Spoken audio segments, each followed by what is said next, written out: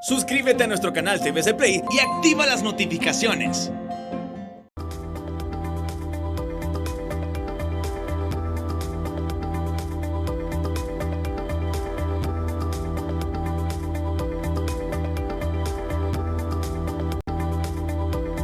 Muy buenas, bienvenidos al banquillo, gracias por estar con nosotros, les saludamos desde los estudios de TSI. Hoy vamos a hablar de la inversión en nuestro país, la apuesta de capitales nacionales y extranjeros y hasta dónde la seguridad jurídica que se debe garantizar a quienes invierten en nuestro país se está garantizando. Hoy nos acompaña un experto en estos temas, el abogado Gustavo León Gómez Rodas. Gusto saludarlo, abogado. Buenas noches, bienvenido. Muy buenas noches, don Rosendo, y muchas gracias por invitarme a su programa. Bueno, me llama la atención en principio porque no es un hombre familiar a los medios, sí, con una vasta experiencia en el mundo de las inversiones y en el derecho. Es común en algunos abogados los apellidos juntos. El suyo es León Gómez Rodas.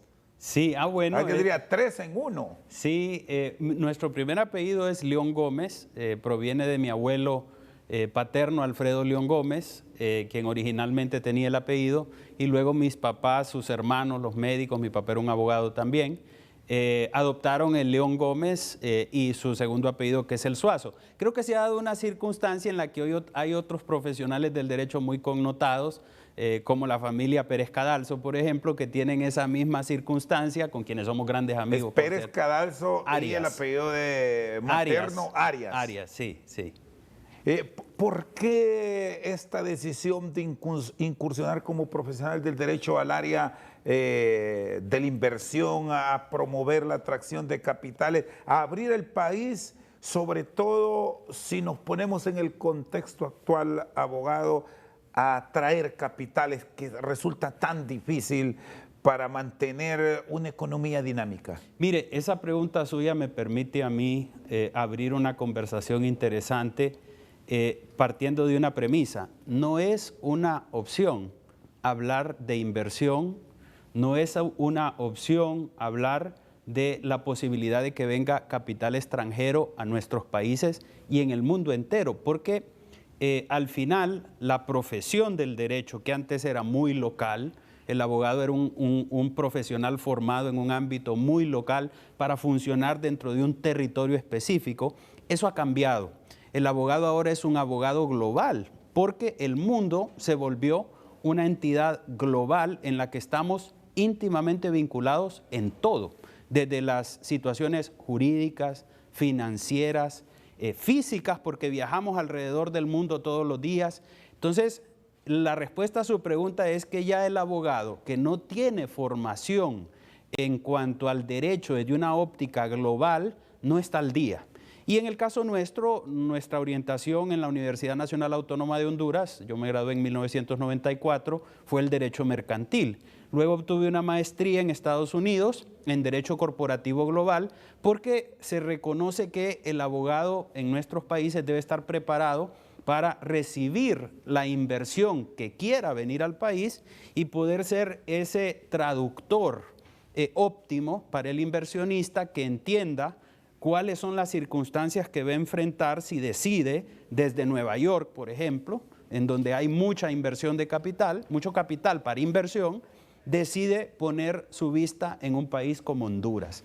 ¿Y qué elementos analiza para poder decidir si dentro de 164 países que existe la oportunidad de invertir, Honduras es una opción? ¿Y cómo nos están viendo, sobre todo con este cambio global que nos ha dado la pandemia?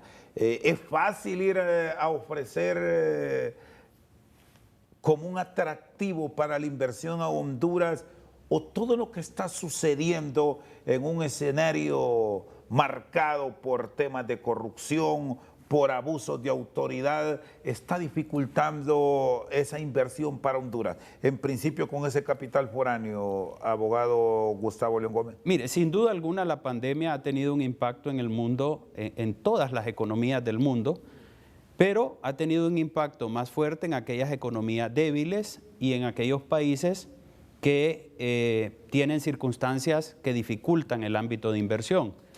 Honduras es visto desde afuera probablemente como la cuarta opción en Centroamérica para invertir. Creo yo que solo hay un país que puede estar en peores condiciones que Honduras.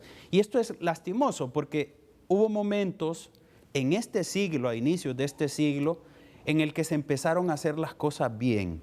¿Y qué es lo que, cuando uno dice las cosas se están haciendo bien, para que el inversionista diga, bueno, si puedo ir a 164 países, Asia, Sudamérica, el Caribe, donde está República Dominicana floreciendo, por ejemplo, Estados Unidos, que es otro país que atrae muchísima inversión. Nosotros creemos que... Bueno, Estados Unidos es el rey en nosotros creemos, de hecho, todo el mundo se quiere ir. Nosotros creemos que la gente solo quiere venir a nuestros países a invertir y algunos utilizan conceptos tan tremendos como colonizar. Si Estados Unidos recibe inversión de todo el mundo todos los días y la recibe con los brazos abiertos y en las mejores condiciones posibles. Entonces, debemos reconocer primero que el mundo se está peleando la inversión. El mundo está diciendo, todo el mundo está diciendo, yo quiero ser el lugar más bonito. Es como una franja de restaurantes en una calle y dice, bueno, ¿cuál es el restaurante al que a usted le gustaría ir más? Porque es el más sabroso, es el más saludable, es en el que mejor lo atienden, el que le garantizan sus alimentos. Entonces nosotros estamos compitiendo.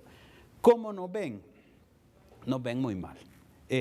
Sinceramente, las señales que nosotros estamos mandando al mundo y en este momento, y se ha ido agravando, pero por varias razones, ¿verdad? Crisis política, inestabilidad fiscal, inseguridad jurídica, pero usted puede ver las mediciones de inversión en los últimos 10 años y usted puede ver que ha habido un decrecimiento de la inversión, pero tremendo, ¿verdad? Se hablan cifras de 1.400 millones de dólares hace 10 años, luego a 800 millones de dólares, luego a 400 millones de dólares. Entonces, la conclusión inicial es que estamos mandando las señales equivocadas. ¿Cuáles son esas señales equivocadas? ¿Cuáles son esos impases? ¿Por qué decrecimos en los últimos años frente a ese auge que me dice nos hacía ver diferente de principio de este siglo? Bueno, uno de los principales elementos que el inversionista toma en cuenta para traer su dinero voluntariamente a una jurisdicción extranjera es la seguridad jurídica. ¿Y qué es la seguridad jurídica? Es la certeza que tiene una persona en Nueva York, en China, en Francia, en Inglaterra, de que lo que la ley dice en Honduras se va a aplicar con un alto grado de certeza tal cual fue legislado. Es decir, que un abogado le puede dar una opinión y decirle, en Honduras la Constitución dice esto, esto y esto y esto, las Cortes han dicho esto, esto, esto y esto, y por lo tanto, el grado de riesgo que usted asume es mínimo, porque es claro lo que la ley dice. ¿Cuál es el grado de riesgo país como estamos ahora mismo ofreciéndonos al mundo? Bueno, esas calificaciones, las calificadoras de riesgo que funcionan en las ciudades más importantes, donde están los mercados de valores más importantes, como Nueva York, nos tienen ahorita con una calificación B-, B-. Esa es una mala calificación. ¿Cuál es una calificación buena que un hombre que quiera poner plata la valora como tal? Por ejemplo, no sé si tiene los datos estadísticos que me llamó la atención, lo que me dijo de la española de República Dominicana, porque ahí hay un comparativo bien extraño, porque al lado tienen un país que quizás nosotros lo superamos, que es Haití. Pero compárenos ese elemento, que el B- frente a qué de República Dominicana, que es un socio nuestro. Mire, yo no conozco la calificación de riesgo de República Dominicana, pero algo tienen que estar haciendo bien y particularmente algo tienen que estar haciendo bien en el sector turismo. Para hacer algo bien en el sector turismo, usted tiene que tener un sistema jurídico que proteja la propiedad privada. ¿Por qué? Porque la inversión que hacen los conglomerados de inversionistas en el ámbito turístico requiere comprar tierra muchas veces, adquirir propiedades, que esa es una cosa muy importante que creo que vale la pena mencionar. Se ha creado una confusión y no es bueno que ocurra, en cuanto a que es malo que el extranjero quiera adquirir tierra en Honduras. Deberíamos ser muy felices si cientos de ciudadanos de Estados Unidos de América o de otros países canadienses deciden venir a comprar tierras a Honduras. Esto, abogado, siempre ha sido un tema polémico. Recuerda lo de la iniciativa de Pineda Ponce, que en paz descanse, que justamente habría esa posibilidad para la inversión extranjera a nivel de los litorales, y esto genera un revuelo. Pero ahí histórico. es donde se genera, creo, don Rosendo, la confusión, porque de lo que yo estoy hablando es de comprar propiedad privada. No estoy hablando de un régimen jurídico que, como lo que usted describe, puede generar condiciones desiguales frente a la inversión local. Es muy diferente. La Constitución de la República de Honduras dice que el extranjero tiene los mismos derechos y las mismas obligaciones que el hondureño cuando viene a Honduras. ¿Cómo promover Entonces, proyectos en ese orden para que el extranjero invierta, que compre y desarrolle a nivel de las zonas turísticas? Porque esto sería ideal. usted tiene que tener seguridad jurídica, y para tener seguridad jurídica usted necesita un poder judicial independiente. Eso significa, bueno, hay dos elementos fundamentales en cuanto al tema inmobiliario. El tema de la propiedad privada en Honduras tiene un grave problema. Los registros del Instituto de la Propiedad tienen graves problemas en cuanto a seguridad jurídica. Y esto implica que el que va a comprar una propiedad asume alto riesgo al momento de decidir comprar inmuebles en Honduras.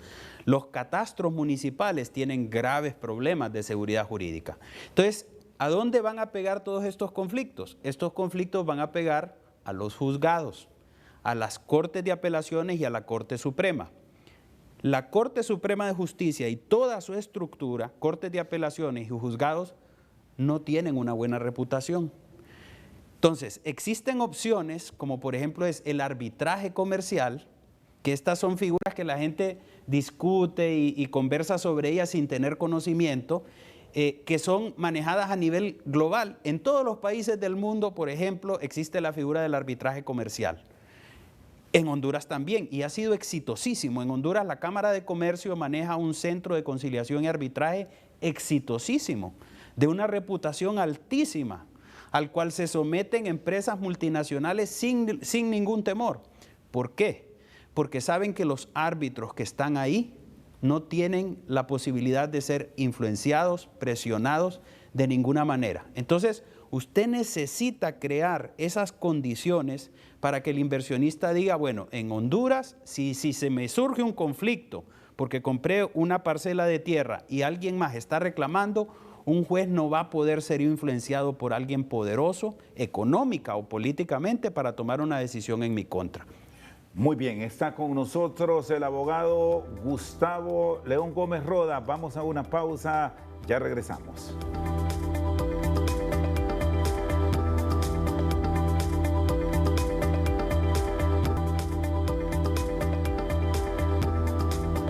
Seguimos al banquillo con el abogado Gustavo León Gómez Rodas. Bueno, sobre el rol de las instituciones públicas, ¿qué pasó entonces con esa transformación del Instituto de la Propiedad? Que ahora me dice es uno de los grandes problemas que se enfrentan en un proceso de atraer capitales.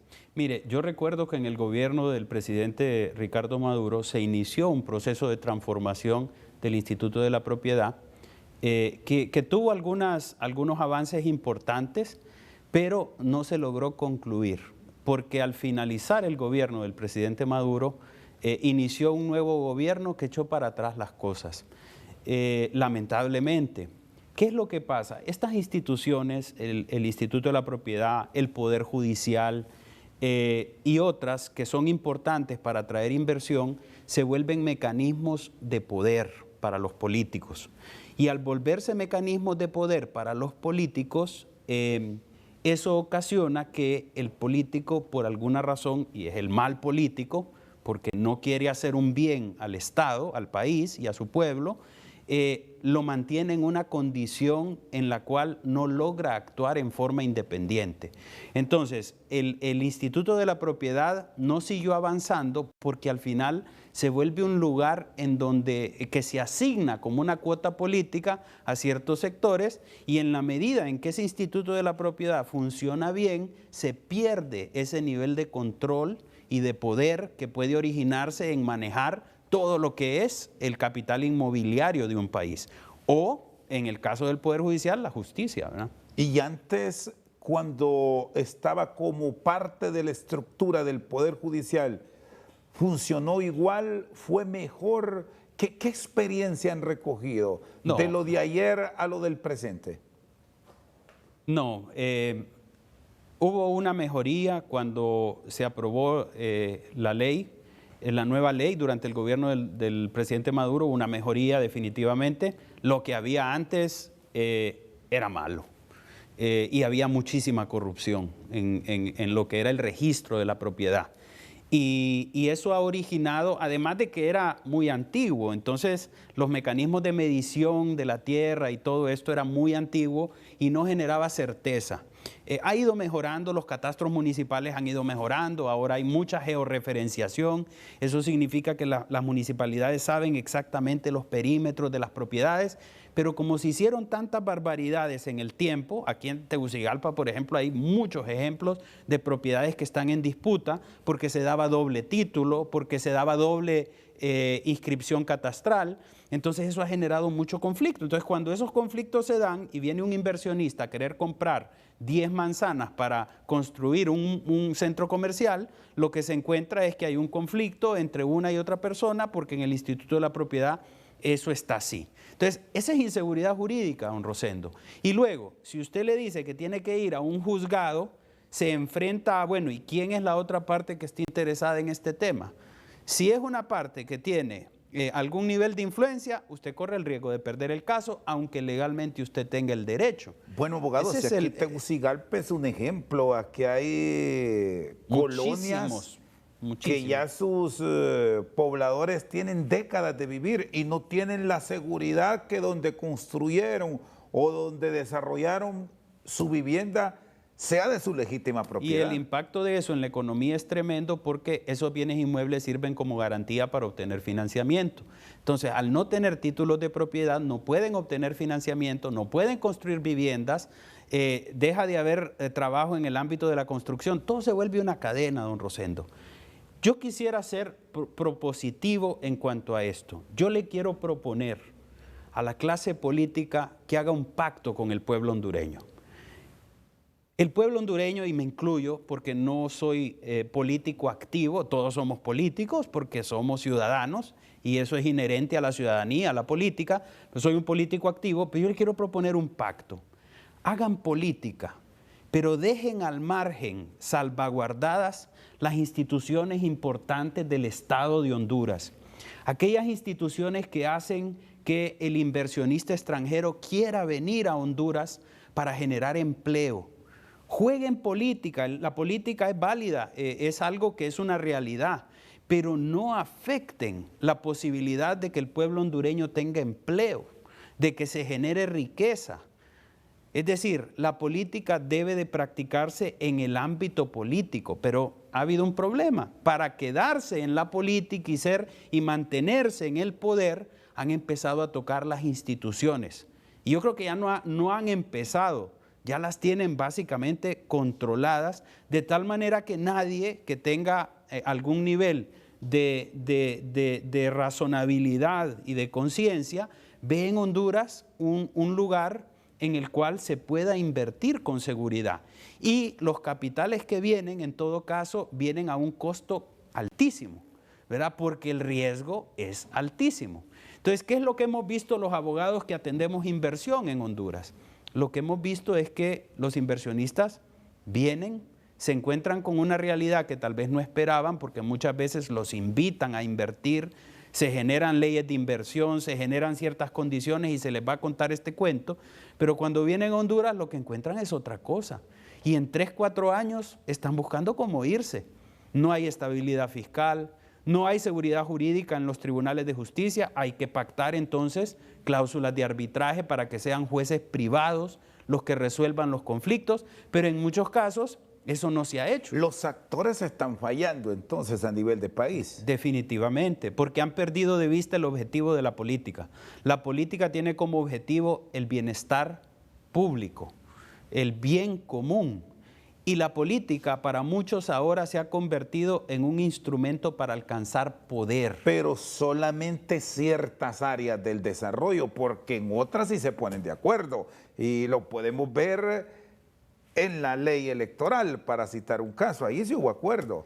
Frente a desacuerdo de las mismas tres fuerzas políticas para hablar de los que toman decisiones, Gustavo, en el tema de las sedes, que es otro punto que tiene que ver con inversión, que ya lo vamos a ampliar, pero ahí están dos escenarios entre en esto sí, pero en esto no.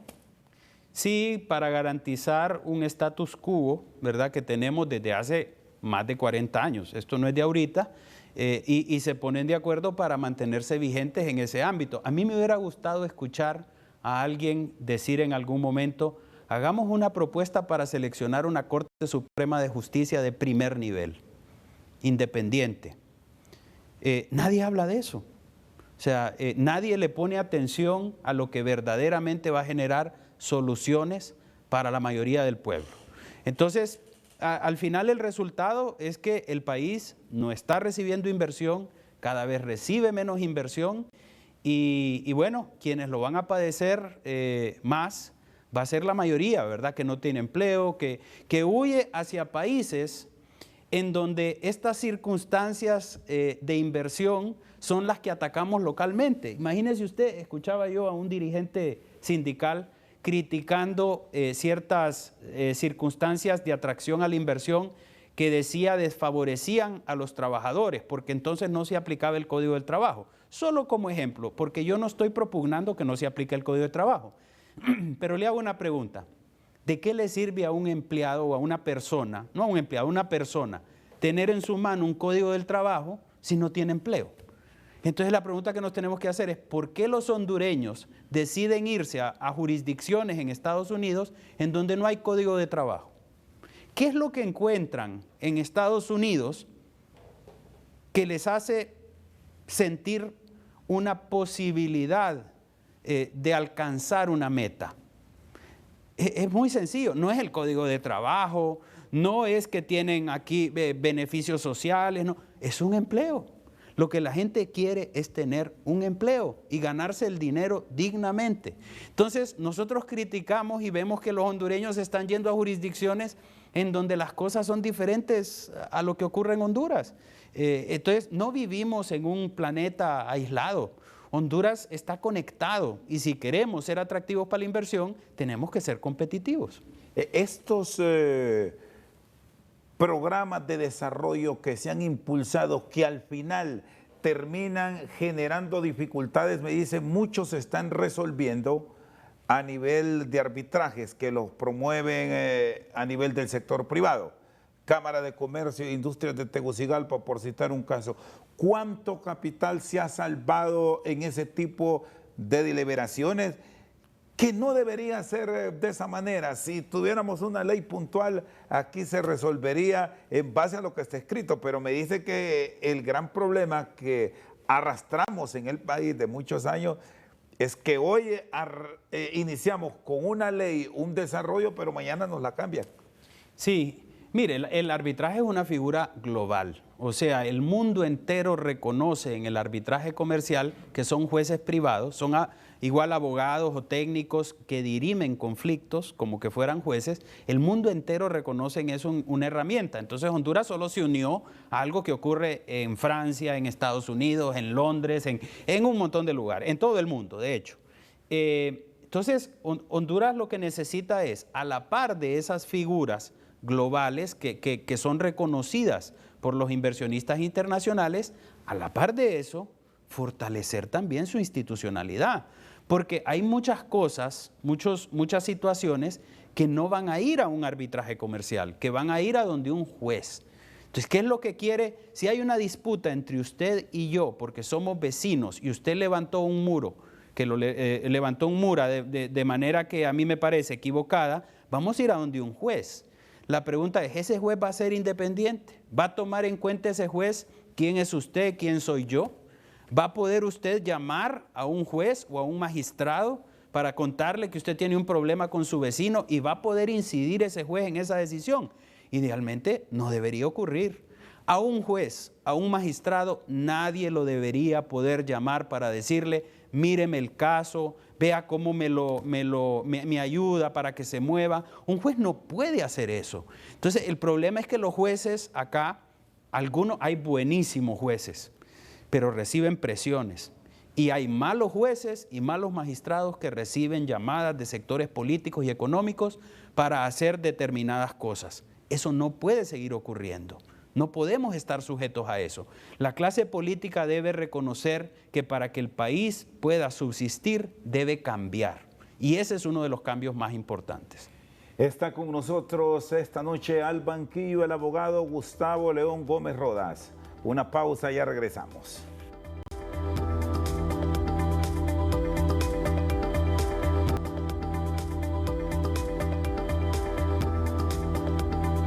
Seguimos al banquillo con el abogado Gustavo León Gómez Rodas.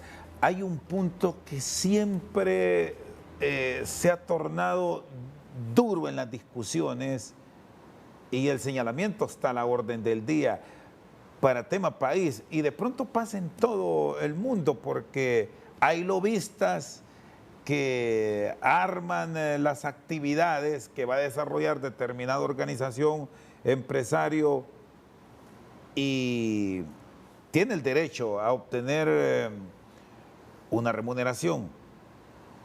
Aquí se agrega otro elemento para Honduras, el tema de las coimas, que mucho se agiliza y se resuelve rápido porque hay arreglos bajo la mesa. ¿Se ha logrado controlar eso, abogado, o sigue siendo tabú? Es que habría que determinar qué es lo que realmente puede ocurrir.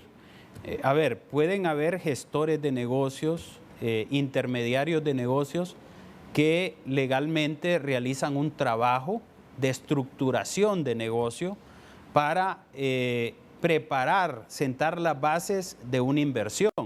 Ese es un trabajo. Lo que no puede haber es tráfico de influencias.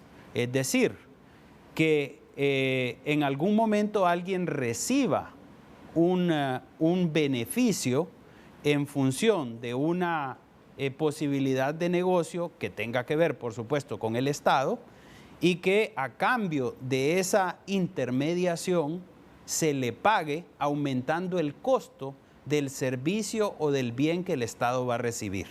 Eso no puede ocurrir. Entonces habría que separar que si eso ocurre, bueno, yo no puedo decir que ocurre porque a mí no me consta, no lo he visto, pero es evidente que ocurre, ¿verdad? Es evidente que esas cosas ocurren, que se pagan precios fuera de los ámbitos de un mercado razonable de precios y entonces uno se pregunta, bueno, ¿por qué se pagó el doble o el triple por algo que usted o yo pudimos haber comprado a determinado precio? Entonces, hay que combatir eso porque el Estado es un Estado que carece de recursos, tiene muy pocos recursos, cada vez menos, y eso pues va en detrimento de las finanzas públicas. Bueno, aquí recuerdo de una queja que un presidente, y lo hizo público hace unos años atrás, tuvo que llamar él directamente a un alto cargo que había nombrado porque una inversión no caminaba porque el titular de una cartera ministerial no quería firmar. Sí, mire, yo creo que ahí necesitamos que el servidor público sea alguien compenetrado con el objetivo de su función. Y por eso vuelvo a el servidor público que es servidor público para tener poder, para ganar riqueza. El servidor público más bien se empobrece, casi siempre. Si es una persona muy capaz en su ámbito, en su campo, y entra al servicio público, acaba ganando mucho menos de lo que gana en el ámbito privado. El servidor público no se enriquece y el poder debe ser utilizado para el bienestar común. Entonces, la pregunta que nos tenemos que hacer acá es, ¿qué tipo de servidor público estamos teniendo? Y podemos ver quiénes han sido servidores públicos a lo largo de la historia. Podemos ver en los gobiernos desde los años 70 y usted puede encontrar grandes servidores públicos. Le voy a poner un ejemplo. El doctor Enrique Aguilar Paredes, que también usa el Aguilar Paz, igual que su papá, don Jesús Aguilar Paz. Ese es un médico que sirvió al Estado de Honduras con muchísimos méritos, que dejó un legado con las clínicas Sésamo. Entonces, claro que pueden haber servidores públicos honestos, dedicados a su trabajo, pero un servidor público que a lo que va es a intermediar negocios y a traficar influencias, ese es un delincuente, ¿verdad?, que está en un puesto público. Y ahí tendrían que funcionar las instituciones del Estado para que hagan las investigaciones y que esas cosas se desincentiven, porque ahí caemos en el otro elemento fundamental, la impunidad. En tanto haya impunidad, las personas van a cometer faltas, infracciones y delitos. No es que en otros países no haya gente mala. En Estados Unidos también hay corruptos, hay sinvergüenzas en todos lados, pero el riesgo de ser capturados y de ser vencidos en juicio es altísimo. Entonces no se corren el riesgo porque saben que los van a perseguir y que los van a capturar. En Honduras es al contrario, no hay riesgo. ¿Se podría subsanar todo esto, abogado, en volvernos a un mundo electrónico por aquello de la evidencia que ahí está, que vayamos a la digitalización? Que eso es uno de los grandes proyectos que nos han venido hablando históricamente, pero no todo está así. Mire, el tema de la tecnología al final acaba dependiendo del ser humano. Claro que hay compañías con muy buena reputación que garantizan sistemas de seguridad, pero don Rosendo, con muchísimo respeto a usted y a su auditorio, esto se trata de personas. Lamentablemente nuestro sistema electoral no nos permite elegir las mejores personas. Porque al elegir las mejores personas, esas personas van a actuar distinto. Esas personas en el Congreso Nacional de la República, si elegimos las personas correctas, van a elegir 15 magistrados independientes. Y esos 15 magistrados independientes no van a escuchar a nadie y van a hacer lo que la ley y la Constitución dice. Entonces acaban perdiendo poder los grupos económicos y los grupos políticos. Y al perder poder, pierden ámbito de acción. Y nos convertimos, don Rosendo, para terminar el círculo, lamentablemente para ellos nos convertimos en algo como Costa Rica, en donde las cosas ocurren como deben ocurrir, en donde se respeta en mayor grado la ley, la Constitución, en donde se mueren los inversionistas por llevar sus capitales y hay bienestar público. Ese es el ejemplo a seguir y el nicho ideal para la región, Costa Rica. Es uno de los mejores ejemplos. Yo estoy familiarizado con Costa Rica por una plataforma regional en la que participo y las cosas son muy diferentes a lo que ocurre en Honduras. Es decir, siempre hay problemas, tuvieron una crisis fiscal hace muy poco, la pandemia lo golpeó, pero usted ve cómo lo van resolviendo. Y en términos generales, el servidor público está cumpliendo una función legítima de buscar el bienestar común y no su bienestar personal. Ahora, retomo esto de la política porque es fundamental. Estamos próximos a una justa comicial general en donde se tiene esa oportunidad de elegir en medio de un abanico, sobre todo la elección del Congreso Nacional, que puede ser fundamental para el próximo cuatrienio en Honduras, porque tendremos elección de Corte Suprema de Justicia, de Fiscal General de la República, de Tribunal Superior de Cuentas, a la Procuraduría General de la República y algunos otros cargos también de relevancia bajo elección de segundo grado. ¿No está del todo convencido que este será un buen ejercicio, abogado, para el pueblo? ¿Usted cree que funciona el sistema electoral en Honduras correctamente? Después de lo que vimos en las elecciones internas, después de que vimos que nuestros políticos no aprobaron la ciudadanización de las mesas, por ejemplo, la segunda vuelta, que implica un deseo, una manifestación de voluntad de una mayoría del pueblo hondureño transformándose en gobierno. Cuando uno ve las cosas que ocurrieron en las elecciones internas, la manipulación que ocurre en las mesas, es difícil creer que el proceso electoral va a generar un cambio en nuestro país. No hubo voluntad para hacerlo y es muy fácil entender por qué, pero hay que enfrentar esa realidad.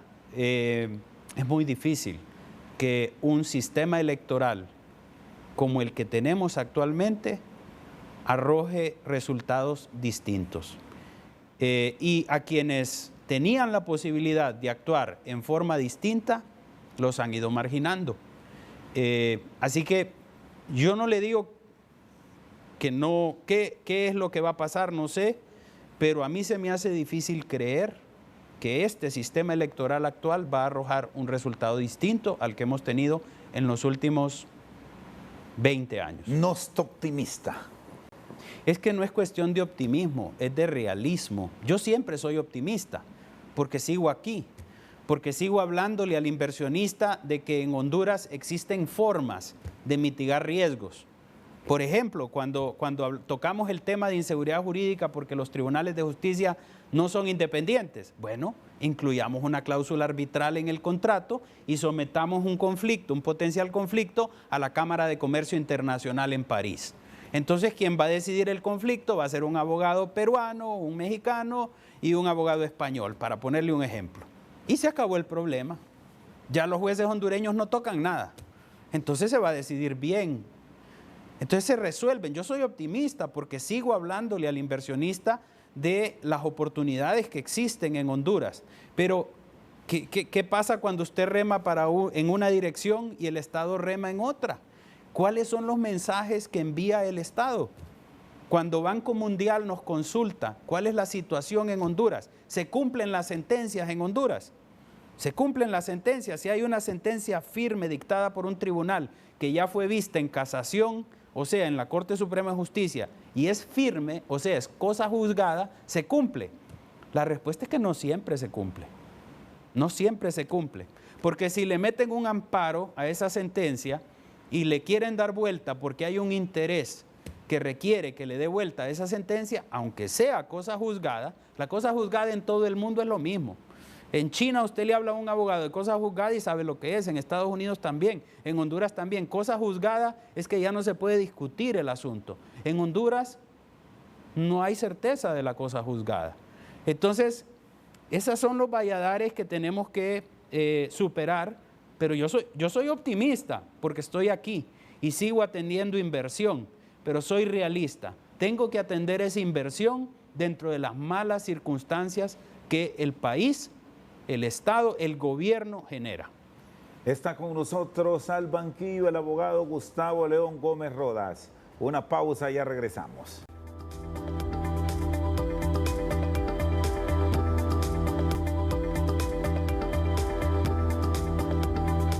Seguimos al banquillo con el abogado Gustavo León Gómez Rodas. Sí. Y bueno, hablando de inversión, ha estado en discusión pública el tema de las sedes, abogado. ¿Es realmente atractivo usted que conoce de este tema o hay cosas que no se han dicho tal cual son?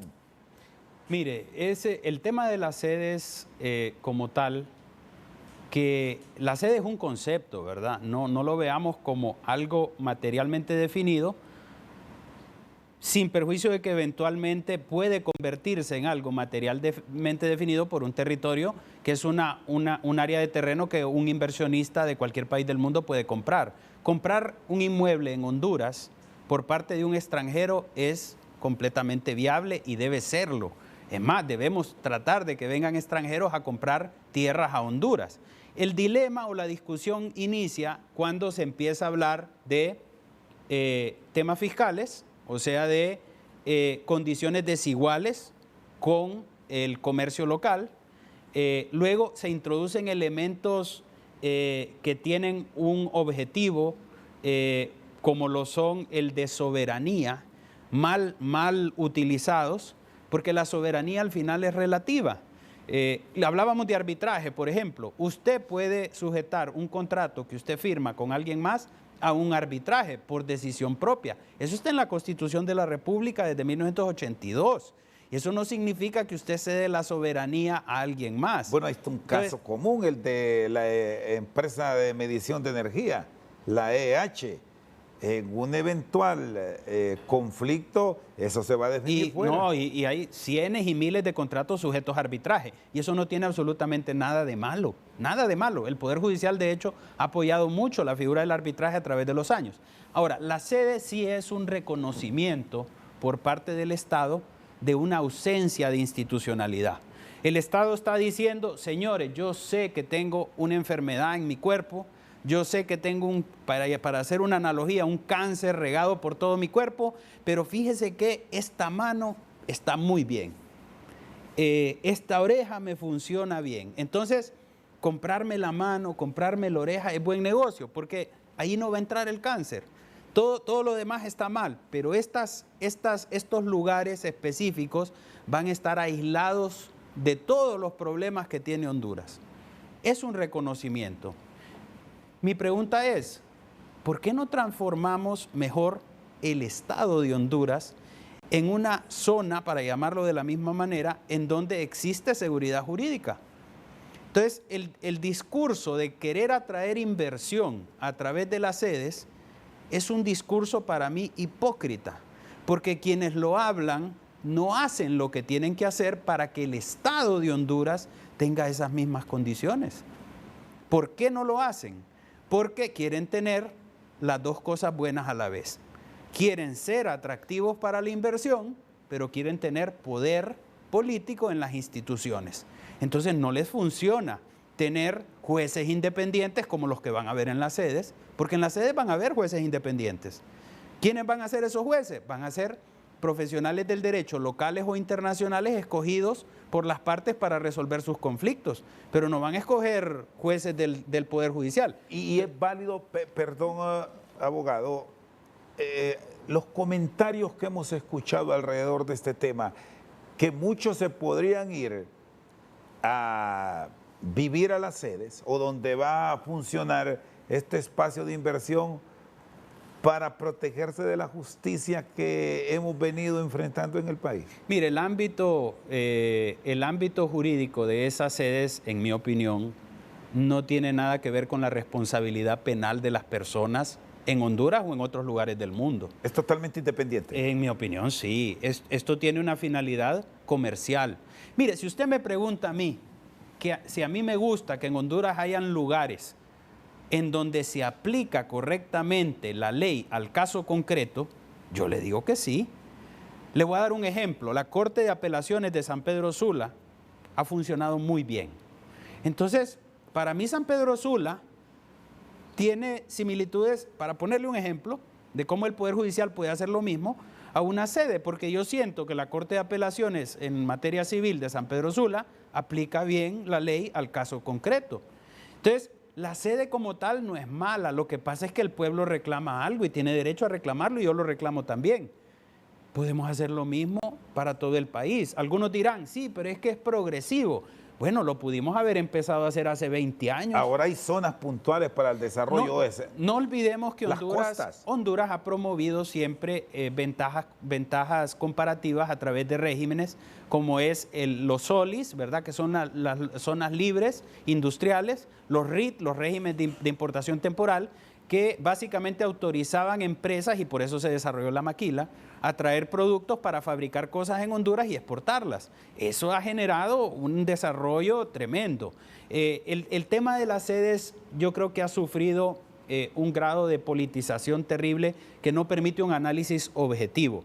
Yo en principio, en términos generales, me opondría por una razón muy sencilla, porque deberíamos buscar las sedes, pero también deberíamos buscar lo mismo para el Estado de Honduras. Entonces, no es posible que algunos, y yo soy abogado de inversionistas y probablemente los inversionistas que pueden venir a las sedes me pueden buscar a mí como abogado o a otros abogados que tienen mi mismo perfil y me va a beneficiar, voy a tener trabajo. Pero no es posible que algo esté dirigido a beneficiar grupos pequeños y que la mayoría del pueblo hondureño no tengan acceso a una justicia independiente, sin tener que llamar a nadie, que haya un juez ahí bien formado, que no le hace caso a nadie y que básicamente aplica la ley al caso concreto, como lo tiene que hacer. Por eso me opongo, porque es aceptar que no podemos hacer eso mismo en todo el país. Abogado, le agradezco. Al contrario, un gusto estar aquí con usted y muy agradecido por el honor. El abogado Gustavo León Gómez Rodas con nosotros esta noche al banquillo. Por su sintonía, muchas gracias.